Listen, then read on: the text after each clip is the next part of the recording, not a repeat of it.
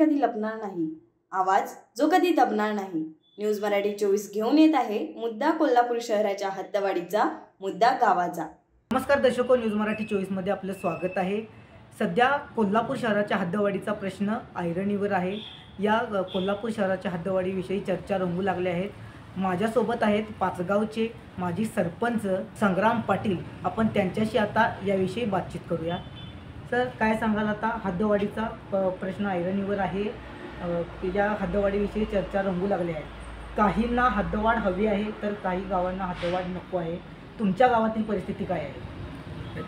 आता तर आपण बघायला गेलं तर हद्दवाढीचा विषय हा गेले 25-30 वर्ष या ठिकाणी आपल्या कोल्हापूर हद्दवाढीचा विषय या ठिकाणी रंगत आहे.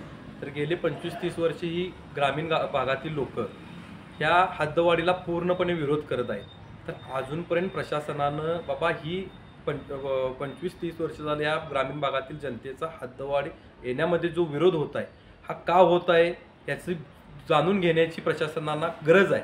ती जाणून आजपर्यंत तिने घेतली नाही. कारण ग्रामीण भागातील लोकांचं काय म्हणणं आहे, हद्दवाढीला विरोध का करतायत, का होतोय, हे तर पहिला तिने जाणून घेतलं पाहिजे. आणि प्रथम मला का सांगायचं आहे, मुद्दाम मी हद्दवाढीला ही जी आमची सगळ्या लोकांनी जो विरोध केलेला आहे गावातील किंवा ग्रामीण भागातील या सगळ्या 15 ते 20 गावांनी, तर परवा पण आम्ही मुख्यमंत्री एकनाथ शिंदे साहेबांना भेटलो. कारण पालकमंत्र्यांनी जे विधान केलं होतं की 8-10 दिवसामध्ये आम्ही हद्दवाढ या ठिकाणी करू या 6-7 गावांची, तर त्या संदर्भात आम्ही मुख्यमंत्री एकनाथ शिंदे साहेबांना सुद्धा आम्ही या ठिकाणी भेटून त्या ठिकाणी आम्ही निवेदन दिलं की बाबा ह्या ग्रामीण भागातील लोकांना विश्वासात न घेता कोणती हद्दवाढ करू नये. तर माझं ह्या ठिकाणी प्रशासनाला पण या ठिकाणी एक विचार नाही की बाबा गेले मागच्या 4 ते 5 वर्षापूर्वी हद्दवाढीचा विषय पूर्ण ऐरणीवर म्हणजे जवळजवळ हद्दवाढ घोषित केली असं सांगून जे पेढे वाटण्यात आले होते, त्यावेळी काय झालं होतं की त्यावेळी पालकमंत्री चंद्रकांत दादा असताना की ह्या ठिकाणी ते प्राधिकरण स्थापन केलं. तर आज ते प्राधिकरण स्थापन झालं होऊन आज 4 ते 5 वर्ष झाली. त्यावेळी हद्दवाढीत येणाऱ्या गावांना सांगितलं की तुम्हाला आपण हद्दवाढीत न घेता प्राधिकरणामध्ये समाविष्ट करतो. तर प्राधिकरणामध्ये समाविष्ट करून त्यांनी सांगितलं आम्ही तुम्हाला 2000 कोटीचा निधी देऊन तुमची डेव्हलपमेंट करतोय आणि मग तुम्हाला आम्ही हद्दवाढीमध्ये समाविष्ट करतोय. तर माझा फक्त प्रशासनाला आणि शासनाला हीच विचारणा आहे की गेल्या 4 ते 5 वर्षामध्ये ह्या प्राधिकरणामार्फत आमच्या ह्या 20 गावांचा 42 गावं आहेत त्या प्राधिकरणामध्ये आणि आता हद्दवाढीमध्ये 20 गावं आहेत. तर ह्या 20 गावामध्ये ₹2 किंवा ₹2000 जरी खर्च केले असतील प्राधिकरणाकडून तर आम्हाला ते दाखवून देण्यात यावं. मग हा जरा विश्वासघात ह्या जनतेचा ह्या ठिकाणी होत असेल आणि उद्या तुम्ही हद्दवाढीत पण घेऊन जर असाच विश्वासघात करून या जनतेची फसवणूक जर करणार असेल तर आपण शासनावर विश्वास कशाच्या पद्धतीने ठेवणार, हा या ठिकाणी प्रश्न आम्हाला उपस्थित होतो. आता सध्याचे जे पालकमंत्री आहेत हसन मुश्रीफ, ते हद्दवाढीशी सहमत आहेत, याविषयी काय सांगाल? नाही, आमचं म्हणणं पालकमंत्री साहेबांना एवढंच आहे की ग्रामीण भागातील जनता त्यांना विश्वासात घेतलं पाहिजे. त्यांचे काय प्रश्न आहेत, त्यांचा विरोध काय हे जाणून घेतलं पाहिजे. आता मी तुम्हाला सांगितलं मागाशी की बाबा आपल्याला मागच्या 4-5 वर्षापूर्वी जी प्राधिकरण स्थापन केलं आहे त्यांनी, त्या प्राधिकरणाच्या माध्यमातून त्यांनी काय डेव्हलपमेंट केली या 20 गावांची, प्राधिकरणाच्या माध्यमातून आम्हाला कोणता निधी दिला, केंद्रातून निधी देणार म्हणून सांगितलं तो दिला का, शासनाकडनं 2000 कोटी रुपये खर्च करणार होते त्यातले 100 कोटी 50 कोटी 1 कोटी काय कुठले पोट घातले किंवा काय दिले ते तर तिने दाखवलं पाहिजे आम्हाला. आणि तिची डेव्हलपमेंट झाली असती तर आज तिने करून दाखवलं असतं. त्यांच्याकडे वेळ होता. 4 ते 5 वर्षामध्ये जर तिने ही डेव्हलपमेंट केली असती, थोडं तरी की बाबा 50-100 कोटी रुपये खर्च करून या गावांची डेव्हलपमेंट केली असती तर आज या गावातील जनतेला त्यांच्यावर विश्वास बसला असता आणि आज जनता कुठं तर त्यांच्याबद्दल पॉझिटिव्ह झाली असती. तर हे तिने असा विश्वासघात केल्यामुळे हद्दवाढीला विरोध हा आमच्या गावातील जनतेचा, ग्रामीण जनतेचा हा कायम होतच राहणार आहे.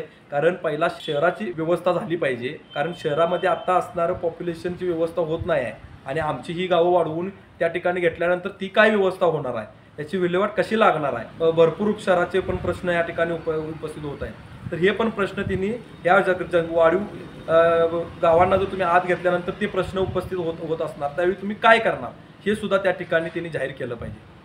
तुम्ही आता हद्दवाढीला विरोध करताय, पण आता कोल्हापूर शहराची परिस्थिती अशी आहे की कोल्हापुरात बाहेरून येणारे शिक्षणानिमित्त येतील किंवा नोकरीनिमित्त येणाऱ्या लोकांची संख्या जास्त आहे. जवळजवळ 1 ते 1.5 लाखापेक्षा जास्त रोज ये जा करतात. तर यामुळं कोल्हापुरातील नागरी सुविधांवरती ताण पडतो. नाही, हा मुद्दा ठीक आहे, बरोबर ठीक आहे. तुम्ही बाहेरून 1 ते 1.5 लाख लोक येत असतील, त्यांचा ताण पडत असेल, सगळ्या गोष्टी मान्य आहे. पण आज मला सांगा मग आज कोल्हापूर महानगरपालिकेनं ह्या ज्या गोष्टींच्यावर प्रशासनानं त्याच्यावर काय आहे ते योग्य नियोजन केलं पाहिजे ना. मग त्यासाठी हद्दवाढ करणं हा एकमेवच पर्याय आहे का? मग असं असेल तर सांगा, मग तुम्ही प्राधिकरण कशासाठी स्थापन केला? मग प्राधिकरण स्थापन करण्यापाठीमागचा हेतू काय होता?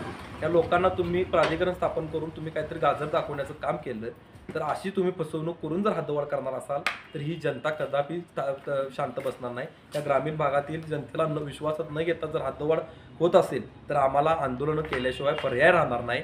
कारण माझी पण पालकमंत्री महोदयांना विनंती आहे की तुम्ही जे प्राधिकरण ज्या ठिकाणी आज चालू आहे त्या प्राधिकरणाची अवस्था आणि प्राधिकरणामार्फत होणारा काय ह्या 20 गावांमध्ये डेव्हलपमेंट झाली आहे याची पहिला माहिती घ्यावी.